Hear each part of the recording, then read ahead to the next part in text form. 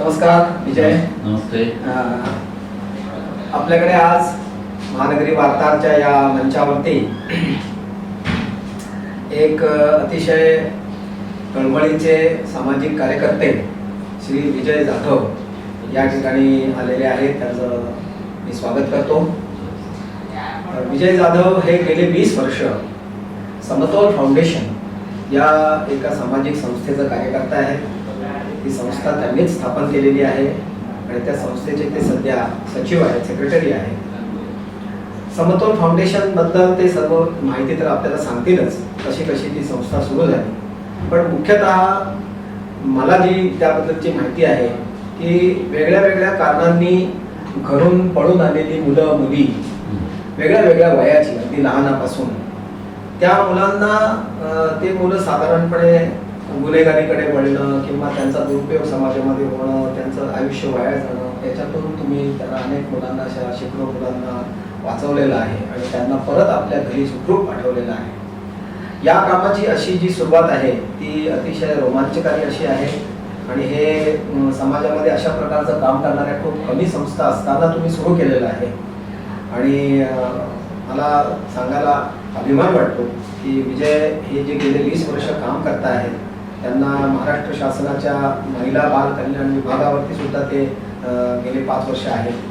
परंतु मुख्यतः त्यांची भूमिका या बाबतीत काय आहे, मुलांच्या बाबतीत, महिलांच्या बाबतीमध्ये त्यांची भूमिका काय आहे आणि काय प्रेरणेने त्यांनी हे काम सुरू केलं, अशी सुरुवात करून त्यांनी जसे जशी या संस्थेची प्रगती झाली त्याबद्दलची माहिती आपल्या महानगरी वार्ताच्या सर्व आमच्या वाचकांना आणि प्रेक्षकांना द्यावी अशी मी तुम्हाला विनंती करतो. मला तर खूप आनंद आहे की आज खूप दिवसानंतर मी महानगरीच्या या वार्तामध्ये आलो आहे. समतोल ह्या शब्दामध्येच आपल्याला लक्षात येते की समानता. तर समतोल ह्या शब्दामध्ये आम्ही जी चतुसूत्री वापरली आहे ती स म्हणजे समता, म म्हणजे ममता, तो म्हणजे तोहफा आणि ल म्हणजे लक्ष, अशा चतुसूत्रीला घेऊन आम्ही समतोलचं काम करतो. एक दुसरा भाग असा आहे की आतापर्यंत लोकांना वसतिगृह, बालगृह किंवा एखादं हॉस्टेल किंवा अनाथाश्रम असे शब्द माहिती आहे. परंतु यामध्ये असणारी जी मुलं आहेत ही खरंच अनाथ आहेत का, ही खरंच निराश्रित आहेत का, ही खरंच हरवलेली आहेत की नाही आहेत, की फक्त ठेवली आहेत. कारण बऱ्याच संस्थांमध्ये मुलं फक्त ठेवली जातात दिसण्यासाठी.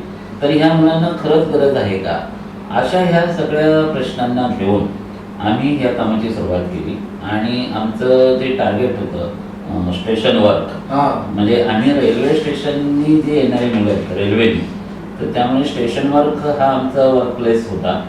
आणि त्यामध्ये ही जंक्शन की जिथे बाहेरची मुलं आहेत. तर आमची सुरुवात झाली आत्ताचं जे CST स्टेशन आहे छत्रपती शिवाजी महाराज टर्मिनस, तिथून सुरुवात झाली. आत्ता आम्ही 10 रेल्वे स्टेशन आणि 5 जिल्ह्यांमध्ये काम करतो. ज्याच्यामध्ये मुंबई आहे, मुंबई उपनगर आहे, ठाणे आहे, पुणे आहे आणि जळगाव आहे. अशा ह्या 5 जिल्ह्यांमध्ये 10 रेल्वे स्टेशनवरती आमचं सध्या काम सुरू आहे. ते 2004 पासून 2024 पर्यंत सुरू आहे. कामाचं स्वरूप असं आहे की आम्ही स्वतः रेल्वे स्टेशनवर जातो, मुलांचं निरीक्षण करतो. मग त्याच्यात अडचणीत असणाऱ्या मुलांपैकी 2 मुलं असतात जे वेगवेगळ्या पद्धतीचे असतात. एक नवीन येणारा मुलगा आणि एक स्टेशनवर राहणारा मुलगा. तर नवीन येणारा मुलगा हा साहजिकच लगेच लक्षात येतो. त्यामुळे त्याची माहिती काढून त्याला जी काही मदत लागते ती आम्ही ताबडतोब देण्याचा प्रयत्न करतो. आणि जो जुना मुलगा आहे की जो स्टेशनवर राहतोय, ज्याला स्टेशनची माहिती आहे, काही वाईट व्यसनांकडे लागलेला आहे, वाईट मार्गाकडे जात आहे, तर अशा सगळ्या मुलांचं मन परिवर्तन करणं आणि त्यांना समाजाच्या प्रवाहात आणणं. तर ह्यासाठी आम्ही स्वामी विवेकानंद मन परिवर्तन केंद्र असं हे आम्ही उभं केले. खरा तर समतोलचा 5-6 टप्प्यामध्ये प्रवास झालेला आहे, ज्याच्यामध्ये आम्ही 2004 ते 2008 ज्या वेळेला आमच्या कामाची सुरुवात होती. आणि ह्या सुरुवातीला आम्हाला कोणत्याही प्रकारचं ऑफिसही नव्हतं आणि मुलांना ठेवण्याची जागा तर खूप लांबचा विषय होता. परंतु सुदैवानं हे सगळं काम बघताना ठाण्याचे त्यावेळेचे महानगरपालिकेचे आयुक्त नंदकुमारजी जंत्रे यांचा ह्या कार्याशी खूप जवळचा संबंध होता. आणि मग त्यांनी ह्या कामाचं कौतुक करून आम्हाला महानगरपालिकेमध्ये जागा दिली. जे आता आपण दादोजी कोंडदेव स्टेडियम जे म्हणतो तिथली जी जागा ती नंदकुमार जंत्रे साहेबांनी दिलेली जागा आहे. तर आम्हाला पहिल्यांदा ते शेल्टर मिळालं. मग तिथे आम्ही मुलांना ठेवायला लागलो आणि मग नवीन मुलांना ठेवून तिथून मुलांचं पुनर्वसन होत राहिलं. त्यानंतर ही जुनी जी मुलं आहेत या जुन्या मुलांचं यांच्यासाठी चांगली जागा हवी, शहराच्या थोडं लांब हवी, कारण ते पुन्हा शहरात येते, पुन्हा स्टेशनवर जाते, म्हणून थोडंसं लांब हवं, निसर्गरम्य जागा हवी. अशा सगळ्या जागेचा शोध असताना आमचे सहकारी कोकण प्रांत जे संघरचनेमध्ये येतं त्याचे राष्ट्रीय स्वयंसेवक संघाचे जे तेव्हाचे कोकण प्रांताचे जे प्रचारक होते की जयंत सहस्रबुद्धे यांच्या मार्गदर्शनाखाली आणि यांच्या सूचनेनुसार आम्ही कल्याण मुरबाड रोडवर जे हिंदू सेवा संघाची जागा आहे त्या ठिकाणी आम्ही ह्या जागेचा शोध घेतला आणि तिथे हे स्वामी विवेकानंद मन परिवर्तन केंद्र आम्ही 2012ला उभं केलं. म्हणजे 2008 मध्ये आम्हाला शेल्टर मिळालं, 2012 मध्ये आम्ही मन परिवर्तन केंद्र सुरू केलं आणि ते सुरू केल्यानंतर आम्हाला आमच्या कामाचा वेग थोडासा अजून मोठा झाला आणि त्या दरम्यान आम्ही म्हणजे खूप मुलांना नशामुक्त केलं, त्यांचं घरी पुनर्वसन केलं. म्हणजे समतोल म्हणजे तो याची तोहफा जो आहे की त्या मुलांनी त्या राज्यात राहावं, त्या भाषेत शिकावं आणि कुटुंबाशी जोडून राहावं. कुटुंबात अनेक अडचणी जरी असल्या तरी कुटुंबाशी जोडून राहावं. तर हा जो विषय आहे हा आम्ही अवेअरनेस केला, त्याची जनजागृती केली आणि मग अनेक संस्थांना याचा धक्का लागला की बाबा मुलं कुटुंबात न राहता त्या त्या राज्यात राहू शकतात, तिथे सुविधा आहे, त्या ठिकाणी शिकू शकतात. मग सर्वच मुलांनी शहरामध्ये, मुंबई सारख्या शहरामध्ये म्हणा किंवा मोठ्या शहरांमध्ये का राहावं, ते त्यांच्या जिल्ह्यात राहू शकतात, त्यांच्या ठिकाणी राहू शकतात, तिथेही काम करणाऱ्या अनेक संस्था आहेत. त्यामुळे ही संख्या कमी कमी व्हायला लागली.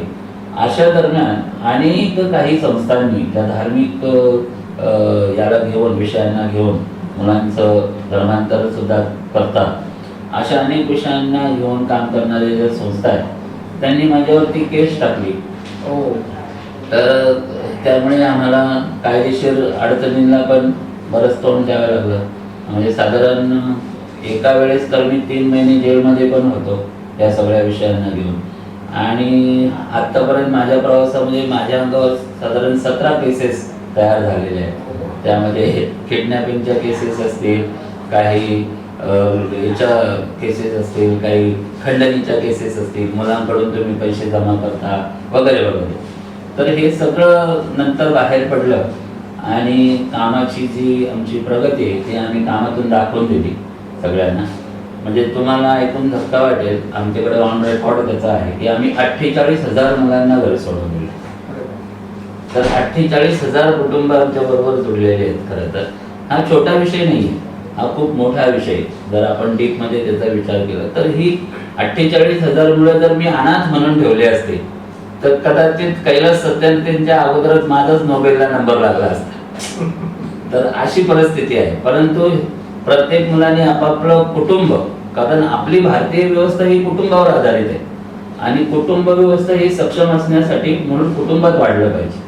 अडचणी तर सगळ्याच कुटुंबात असतात, परंतु त्या अडचणींवरती मात करून कुटुंबाशी जोडून त्या मुलाचा विकास झाला पाहिजे अशी आमच्या कामाची रचना. या सगळ्या पहिल्या 12 वर्षामध्ये म्हणजे 8 ते 12 वर्षामध्ये हे जे मुलांना परत पाठवणे किंवा त्यांना मनपरिवर्तन करणे याच्यामध्ये असे 1-2 अनुभव सांगा की जे एकदम असे हृदयद्रावक आहेत आणि म्हणजे वेगळेच आहेत असे काही अनुभव. तर तसे खूप डेटा आहे आमच्याकडे, खूप मनात साठवलेला पण आहे, कारण प्रत्यक्ष काम केल्यामुळे त्याचा आनंद वेगळा असतो. मी तुम्हाला एक कर्नाटकचं उदाहरण सांगेन की बऱ्याच जणांना असं वाटतं की मुलं ही गरीब घरातलीच मुलं घर सोडतात, पण आम्हाला तर खूप वेगळा अनुभव आहे की आम्हाला असं वाटतं ज्याच्या घरी खूप सुविधा आहे अशी मुलांनी सुद्धा घरं सोडलेली आमच्या संपर्कात आलेली आहेत. त्याच्यातलं एक चांगलं उदाहरण मी तुम्हाला सांगू शकतो की एक तर कर्नाटकचं उदाहरण हे थोडं वेगळं आहे, परंतु हैदराबादचं एक उदाहरण आमच्याकडे आहे की तिचे वडील LIC ऑफिसर होते हो. आणि आई एका इंग्लिश मीडियम स्कूलमध्ये प्रिन्सिपल होते. तर हे सगळं करताना त्यांचा जो मुलगा होता हा पहिल्या 10 मुलांमध्ये यायचा, म्हणजे अभ्यासामध्ये चांगला होता तो. परंतु त्याच्या आईची अशी इच्छा होती की हा पहिल्या 3 मध्ये यावा आणि बाहेर खूप कॉम्पिटिशन आहे आणि या सगळ्याला घेऊन ती मुलाला की मी त्या शाळेचे हेड आहे आणि तू अभ्यास केला पाहिजे, तुझा सत्कार झाला पाहिजे शाळेत, असं सगळं करत ती मुलाला नेहमी काही ना काही गोष्टी सांगत होती. तर ह्या सगळ्याला वैतागून 8वीतला असणारा मुलगा हा मुंबईत आला. मुंबईत आल्यानंतर आमच्या लोकांनी त्याला शोधलं, त्याला घेऊन आले. घेऊन आल्यानंतर तो आई वडिलांशी बोलतच नव्हता, सांगतच नव्हता घरातली माहिती. मग त्याची चौकशी केली, त्याच्या शाळेचं कार्ड सापडलं. मग शाळेचं कार्ड सापडलं, आम्ही त्यांच्या शाळेत फोन केला. तर शाळेत फोन केल्यानंतर तो शिक्षकांशी बोलायला तयार नव्हता आणि त्यामुळे मूल बोलायला तयार होत नाही. त्यामुळे त्यांचा गैरसमज आमच्याबद्दल वाढला आणि त्यांना असं वाटलं की आम्ही मुलाला किडनॅपिंग करून ठेवलंय. आणि मग आमचा फोन ट्रॅक केला. फोन ट्रॅक केल्यानंतर 2-3 दिवसांनी आमच्याकडे पोलीस आले. पोलिसांना आम्ही आमची भूमिका समजून सांगितली. मग त्यांच्या पालकांना बोलवलं. पालक त्यांचे विमानाने आले. विमानाने त्यांची 2 बहिणी, आई वडील अशी सर्व फॅमिली आमच्याकडे आली. आल्यानंतर आम्ही त्यांना आमच्या पद्धतीनं सांगण्याचा प्रयत्न केला की मूल स्वतःच तुमच्याबरोबर बोलायला तयार नाही. या दरम्यान त्यांची बहीण ही सुद्धा आईबरोबर बोलत नव्हती असं आमच्या एका कार्यकर्त्याच्या लक्षात आलं. आणि मग आम्ही असं विचारलं की त्या मुलाची बहीण आणि त्या मुलाच्या बहिणीला आम्ही विचारलं की तू आईबरोबर बोलत का नाही? तर ते म्हणे आईनं माझ्याशी बोलायचं 1 वर्षभर आई माझ्याशी बोलत नाहीये कारण तर माझा IITला नंबर लागला नाही. तर इथे भूमिका अशी आहे की काउन्सिलिंग मुलांची करायची की पालकांची करायची. तर असे काही प्रसंग आहेत की ज्यांच्या घरी खूप सुख सुविधा आहेत तरी सुद्धा मुलं घर सोडून बाहेर पडतात.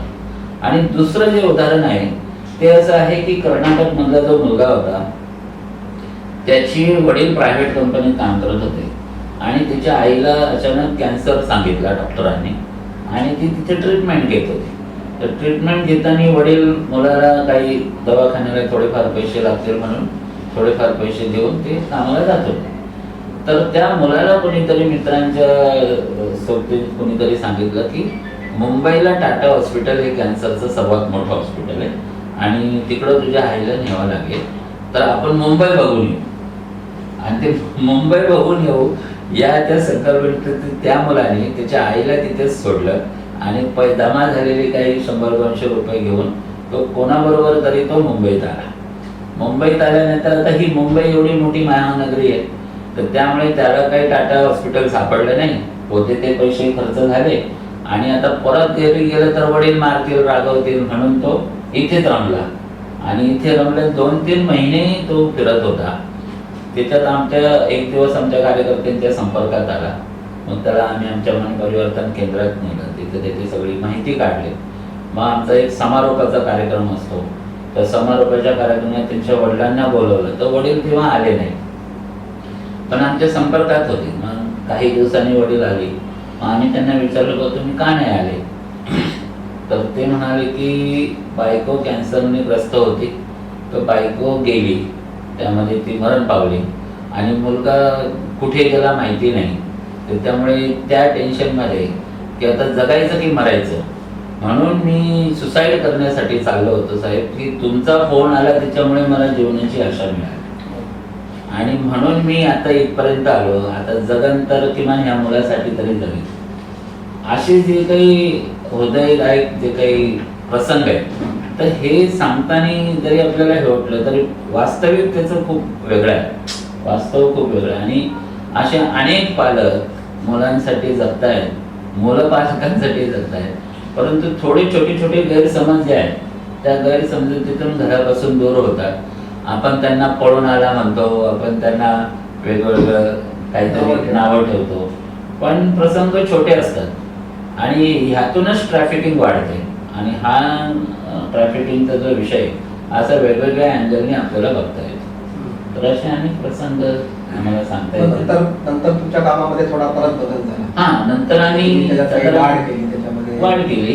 जागा म्हणजे- घेतली वगैरे. हो, जागा घेतली. म्हणजे 2012 नंतर आमच्या असं लक्षात आलं की बाबा जी बालगृह आहे शासनाची आणि ज्या संस्था आहेत तिथे अनेक राज्यातली मुलं तशीच आहेत, जी त्यांची गरज त्यांनी शोध घेतला नाही आणि अनाथ म्हणून तिथे राहतात.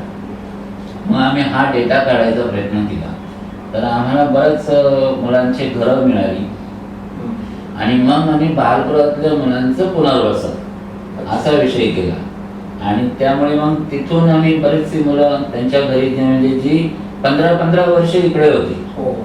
अशी मुलं जी पालकांना ओळखता येत नव्हती की बुवा आमचाच मुलगा आहे म्हणून, तर अशा सगळ्या मुलांना आम्ही त्यांच्या घराशी जोडून दिलं.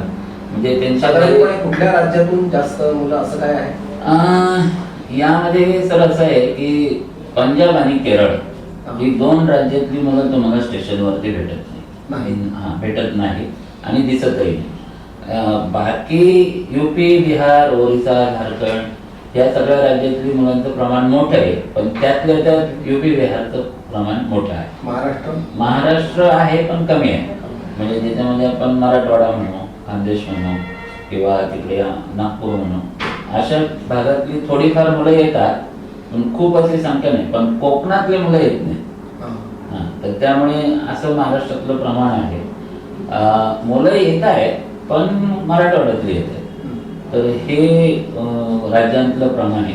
आता मध्ये मध्ये ओरिसा, झारखंड मधलं प्रमाण बरंच वाढलं होतं. आसाम आणि त्या भागातले प्रमाण, वेस्ट बंगाल आणि तिकडून येणारी जी मुलं आहेत, कारण त्यांचंही प्रमाण वाढलं. म्हणून आम्ही कोलकात्याला एक प्रयत्न केला होता की अशा हावडा स्टेशनवरती अशा प्रकारचं काम सुरू करण्याचा, परंतु तो कोविडमुळे आम्हाला करता आला नाही पुढे. गेले 5-7 वर्ष तुम्ही अन्नदान करता आहात, काय ती योजना आहे? खरं तर हा विषय कसा आहे की सर्व जे काही उपक्रम आहेत आमचे, आता समतोलमध्ये 12 उपक्रम चालतात. हा, तर ते सगळं मूल केंद्रस्थानी बनवून ठेवलेलं आहे. म्हणजे मूल केंद्रस्थानी ठेवूनच ते उपक्रम सुरू झाले. तर हा जो विषय आहे मुलांचा अन्नदानाचा, हा आमच्यातली काही मुलं हॉस्पिटलला गेली आणि हॉस्पिटलला गेल्यानंतर तिथे ॲडमिट झाली आणि तिथे दुपारी जेवणाची व्यवस्था नसल्यामुळे की मुलाला जेवण भेटायचं पण कार्यकर्त्याला बाहेर जाऊन जेवावं लागायचं. तर त्यामुळे मग ते असे खर्च वाढतो आणि त्याच्यात असं लक्षात आलं की डिलेव्हरी वॉर्डमध्ये जी मुलं आहेत, मुलं जन्माला दिलेल्या ज्या महिला आहेत आणि त्यांचे नातेवाईक, यांची संख्या खूप मोठी आहे आणि त्यांच्या जेवणाची व्यवस्था नाही आहे. तर त्यामुळे आम्ही 2016ला अन्नछत्राचा सिव्हिल हॉस्पिटलला पहिला प्रयोग सुरू केला. आता 2024 म्हणजे साधारण 6-7 वर्ष झाली. तर त्यामध्ये आम्ही सुरुवातीला 100 लोक, मग 200 लोक, आज आम्ही दैनंदिन 500 लोकांना जेवण देतोय समथिंग, आणि साधारण 16 ते 17 लाख लोकांचा डेटा आमच्याकडे आता आहे. मोठा खर्च आहे, परंतु अन्नदान हे एकमेव असं दान आहे की जे आपली गरज भागल्यानंतर नको म्हणावं लागतं. बाकी जे दान आहे ते घेतात लोक की अजून पाहिजे अजून पाहिजे, परंतु अन्नदानामध्ये जेवढी गरज आहे तेवढंच लोक घेतात आणि नंतर नको म्हणतात.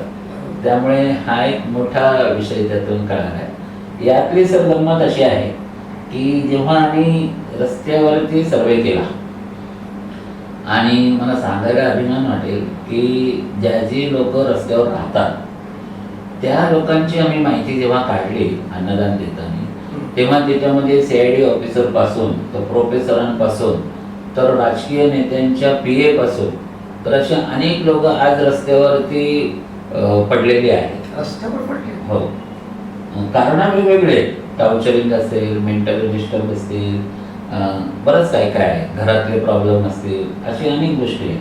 परंतु ही एका वेळेस ही लोक एका टॉपच्या यादीमध्ये होती आणि आज त्यांची अवस्था अशी. तर त्यामुळे हा एक विषय, जसा मुलांचा विषय आहे तसंच हा सुद्धा एक वेगळा विषय, ज्येष्ठ नागरिकांचा जो बेघर आहे, निराश्रित आहे. तर असे आम्हाला असाही डेटा आमच्याकडे खूप मोठा आहे. म्हणजे जवळपास 250-300 लोकांचा डेटा असा आहे की ज्यांची नावं घेतली तर कधीतरी 1980 मधले 70 मधले ते कुठे राहतात सध्या? स्टेशन असे रस्त्यावरच राहतात. अच्छा. हो. तर अशी बरीचशी लोक आहेत. त्यांना तुम्ही अन्नदान देता? त्यांना आम्ही अन्नदान करतो. तर अशी पण लोक आम्हाला मिळाली. नंतर मग तुम्ही त्या भांबरोलीला जी तुमची जागा आहे तिथे काही तुमच्याकडेच मोठे झालेल्या मुलांना काही नोकरी दिलेली आहे, ते शेती करतायत किंवा गोशाळेमध्ये काम करतायत आणि त्याचं पण एक तुम्ही एक अर्थ गणित बसवलेलं आहे. त्याच्याबद्दल थोडी माहिती सांगा. आणि मग लोक कसे तुम्हाला सहकार्य करू शकतील अन्नदानामध्ये असेल किंवा तुमच्या बाकी कार्यामध्ये असेल, उपक्रमांमध्ये असेल, स्वयंसेवक म्हणून आर्थिक दृष्टीने किंवा धान्य रूपाने काय, तसं जरा थोडंसं तुम्ही एक अपील करा. एकतर आम्ही मूल सक्षमीकरण हा आमचा अजेंडा आहे. म्हणजे त्यामध्ये अनाथ नावाचा कन्सेप्टच नाही आहे आमच्याकडे. आमचं म्हणणं असं आहे की भारतासारख्या कुटुंब प्रधान देशात अनाथ नावाचा शब्दच नसावा, परंतु तो वेगळ्या दृष्टीने भावनिक आहे आणि अनेक लोक त्याला स्टेटस म्हणून वापरतात की अनाथ मुलं वगैरे. तर आम्ही त्याला थोडंसं वेगळ्या दृष्टीने बघतो. एक भाग. दुसरं, ह्या मुलांचं सक्षमीकरण म्हणून आम्ही, कारण ही मुलं जेव्हा एखाद्या रस्त्यावर राहतात, बाहेर राहतात, तेव्हा हिंसक वृत्तीने राहतात. कारण त्यांना तेवढा मान सन्मान आणि डिसिप्लिन राहत, अनडिसिप्लिन मध्ये राहत. आणि मग ह्या मुलांना एका डिसिप्लिन येण्यासाठी वेगवेगळे जे काही थिअरीज आहेत त्याच्यातली ॲनिमल थिअरीज म्हणून आम्ही गोपालन केलेलं आहे. आणि त्या गोपालनामध्ये आम्ही काही व्यवसाय करत नाही. तर ह्या मुलांनी त्यांच्यात प्रेमभाव तयार व्हावा, दयाभाव तयार व्हावा म्हणून आम्ही एका गायीपासून हळूहळू आमचा प्रवास झाला. आज आमच्याकडे साधारण 100 देशी गायी आहे. आणि देशी गायींमध्ये आम्ही कोणत्याही दुधासाठी काम करत नाही आहे, कारण गायी आणि दूध हे समीकरण असतं. परंतु आम्ही गायीपासूनच्या वेगवेगळ्या गोष्टी ज्या तयार होतात, मग ते गोमूत्र असेल, शेणखत असेल, हे साधारण ग्रामीण भागातल्या मुलाला माहिती आहे. आणि मग ह्या ग्रामीण भागामध्ये यापासून सुद्धा रोजगार तयार होऊ शकतो किंवा आपली आर्थिक बाजू चांगली होऊ शकते, हे दाखवण्यासाठी आम्ही ते गोपालन केलं. आणि मग त्यामुळे तिथे आता आम्ही गोपालनामध्ये आम्ही गवऱ्या बनवतो, आम्ही दूध कांडी बनवतो, आम्ही साबण बनवतो, आम्ही गोमूत्र अर्क बनवतो. आणि हे सगळं आपल्या शरीरासाठी कसं चांगलं आहे याची माहिती देतो आणि हे मुलं शिकतात. त्यातून आम्हालाही त्या वस्तू वापरता येतात. आणि त्याच गाईच्या गोबरावरती आम्ही बायोगॅस बनवला आहे, ज्या बायोगॅसापासून आम्ही जेवण बनवतो. म्हणजे साधारण आमचा महिन्याचा जो 25-30 हजार रुपये गॅससाठी खर्च होत होता, HP गॅससाठी, तो आमचा सगळा वाचला आहे बायोगॅसमुळे. आणि या बायोगॅसमुळे आमच्या स्लरी बाहेर पडल्या ज्या शेणाच्या, त्या स्लरीचं शेणखत हे इतकं उत्तम प्रतीचं शेणखत आहे की ते आमच्या जमिनीत जातं. आणि जमिनीत जाल्यामुळे भाजीपाला जो आहे तो असा बिना केमिकल, असं एक चांगला ऑर्गॅनिक न्यूट्रिशनवाला एक भाजीपाला आम्ही तयार करतो. त्याच्यात आमची मुलं जी स्टेशनवर राहून सगळी त्यांची हेल्थ खराब झालेली असते ती एका महिन्यामध्ये रिकवर होते. आणि त्यामुळे आमच्याकडे ओरिजिनल दूध आहे, आमच्याकडे ओरिजिनल तूप आहे, आमच्याकडे ओरिजिनल हवा आहे, आमच्याकडे ओरिजिनल पाणी आहे. आम्ही बिस्लरीचं पाणी पित नाही, आमच्याकडे ओरिजिनल विहिरीतलं पाणी आहे. आणि अशा सगळ्या ज्या काही छान छान गोष्टी आहेत त्या आम्ही मुलांना सांगतो. आता आम्ही बाल ग्रामपंचायत असा कन्सेप्ट तयार केलाय सर. बाल ग्रामपंचायत, हे बाल ग्रामपंचायतमध्ये तुम्ही जर आमच्या प्रकल्पावर आलात तर आमच्यातला कोणताही कार्यकर्ता तुम्हाला माहिती देत नाही. अच्छा. ही मुलं जी आहेत त्याच्यातलं सरपंच तुम्हाला माहिती देईल. अच्छा. सरपंच माहिती देईल. आणि आमचा जो काही खर्च आहे लागणार तो आमचा ग्रामसेवक देईल. आणि आमची जी जागा आहे ती किती आहे, कशी, कोणत्या जागेमध्ये किती खोल आहे ते आमचा तलाठी देईल. आणि जो शिपाई आहे तो आमच्या सगळ्या कार्यकर्त्यांना याची खबर देतो की पाहुणे आले, मग कोण आले, काय आले. तर त्यामुळे अशा प्रकारचे मुलांचं पंचायत तयार केली. आणि ती पंचायत बघण्यासाठी हा महाराष्ट्रातला पहिला प्रयोग आहे. कदाचित वेगवेगळ्या ठिकाणी तो तयार झाला असेल, पण एखाद्या बालगृहामध्ये तयार झालेला हा पहिला. तर त्यामुळे अशा प्रकारची आता ही जी मुलं आहेत हे वेगवेगळ्या ग्रामपंचायतीला भेट देतात, तिथल्या सरपंचाशी बोलतात, त्यांची मुलाखत घेतात. मी विनंती करेन तुमच्या महानगरी वार्ताला, सोशल मीडियाला की तुम्ही अशा मुलांची एकदा मुलाखत घ्यायला यावी. आणि हा कन्सेप्ट जर सगळ्या ठिकाणी पसरवला तर मला वाटते 100% तुमच्या चॅनललाच अशी आम्हाला असं वाटते, कारण ते लोकांपर्यंत पोहोचलं पाहिजे. कारण लहानपणापासून शासन, सरकार हे मुलांना माहिती असावी असं आम्हाला वाटतं. आणि आजकाल कॉलेजच्या मुलांना सुद्धा महानगरपालिका कळत नाही ना, बाकीच्या सरकारी गोष्टी कळतात. तर त्यामुळे हा विषय आम्ही केलाय. अपील म्हणजे मी असं म्हणेल की प्रत्येक मूल हे महत्वाचं आहे आणि प्रत्येक मूल हे देशाचं भविष्य आहे. त्यामुळे मुलांमध्ये असे वर्गीकरण जे होत आहे ते बरोबर नाही. प्रत्येक मूल हे आपलं मूल आहे असं समजून आपला जो समाज आहे तो चाइल्ड फ्रेंडली असावा, बालप्रेमी असावा, अशी आमची धारणा आहे. त्यासाठी मुलांसंदर्भात लागणाऱ्या ज्या काही गोष्टी आहेत, ते कपडे असतील, स्टेशनरी असेल, रेशन असेल, मुलांना लागणारे काही स्किल असतील, स्पोर्ट्स असतील, ह्या कोणत्याही गोष्टी तुम्ही आमच्यापर्यंत पोहोचवू शकता. आर्थिक बाजू जी आहे ही कार्यकर्ते जे आहे त्यांचं माध्यम करावं लागतं. त्यामुळे साधारण आमचा वर्षाला एक 60-70 लाख रुपये खर्च आहे. तर त्यामुळे तो वेगवेगळ्या मंडळ, CSR किंवा एखादे वैयक्तिक देणगी या सगळ्या माध्यमातून आम्ही जमा करत असतो. परंतु पैसे असतात, त्यामुळे तिची कसरत आहे. तर ती आमच्यापर्यंत लोकांना, म्हणून आम्ही सर 1 रुपया 1 रुपीज असं एक हे केलेलं आहे ॲपिलिंग दररोज. तर वर्षाचे फक्त 365 रुपये द्यावेत आम्हाला, असं आम्ही एक अपील करतो. आणि अशी मोठी फळी आम्ही तयार केली, त्यातून आमचे साधारण 20 ते 30 हजार रुपये जमा होतात 1 रुपीज ग्रुपमध्ये. तर तेही आपल्या माध्यमातून आपण नाही, त्यांनी ऑनलाईन आपल्याला, आणि वर्ष झालं की आम्ही मग त्यांना परत आठवण करून देतो की 365 कसं आहे की समाजातल्या सर्वात अगदी लहानातल्या लहान माणसाला सुद्धा आपण देण्याची सवय लावली पाहिजे. अनेकांचे हात असे असतात समोर घेण्यासाठी, परंतु ज्यांची क्षमता आहे तर त्यांची क्षमता 1 रुपयाची असेल, त्यांची क्षमता 10 रुपयाची असेल, 100 रुपयाची असेल, त्यांनी सुद्धा ते देण्याची त्याची वृत्ती जर निर्माण झाली तर तो जेव्हा मनुष्य मोठा होईल तेव्हा तो मोठ्या प्रमाणावरती अशा प्रकारच्या कार्यांना मदत करू शकेल. हा संस्कार खूप महत्वाचा आहे. त्यामुळे ही 1 रुपयाची योजना जी आहे ती तुमची खूप चांगली आहे, ती लोकांपर्यंत जास्तीत जास्त पोहोचली पाहिजे. तर आम्हाला असं सांगायचं आहे की हे जे कार्य आहे ते कोणत्या फंडिंग एजन्सीचं नाही किंवा एखाद्या मोठी हे नाही, तर हे समाजाचं कार्य. म्हणून समाजाचं कॉन्ट्रीब्युशन हे 1 रुपया का होईना ते असलं पाहिजे, आणि त्यातून आम्ही ही संकल्पना राबवतो. अगदी बरोबर आहे. हल्ली CSRचं प्रमाण खूप मोठ्या प्रमाणावरती जरी असलं तरी ISR म्हणजे इंडिव्हिज्युअल सोशल रिस्पॉन्सिबिलिटी हा जो प्रकार आहे तो अजूनही आपल्या समाजामध्ये व्याप्त आहे.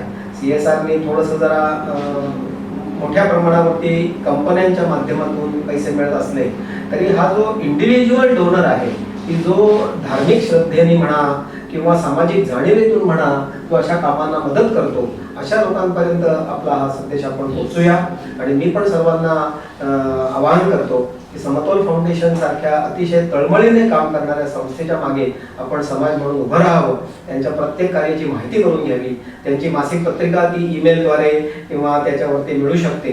आणि विजय जाधव हे त्याचे तडफदार असे आणि अतिशय विचारपूर्वक आणि तळमळीने काम करणारे त्याचे सेक्रेटरी आणि त्यांची टीम आहे. त्यांना पुढच्या कामासाठी खूप खूप शुभेच्छा देतो आणि आज इथे आल्याबद्दल धन्यवाद. मला आज इथे बोलवलं, आज मी माहिती घेतली. आपण सर्वांनी www.समतोल.org या वेबसाईटवर गेलात तरी माहिती मिळेल आणि आपण सर्वांनी आमच्या प्रकल्पाला भेट द्यावी अशी इच्छा व्यक्त करतो आणि आपले आभार.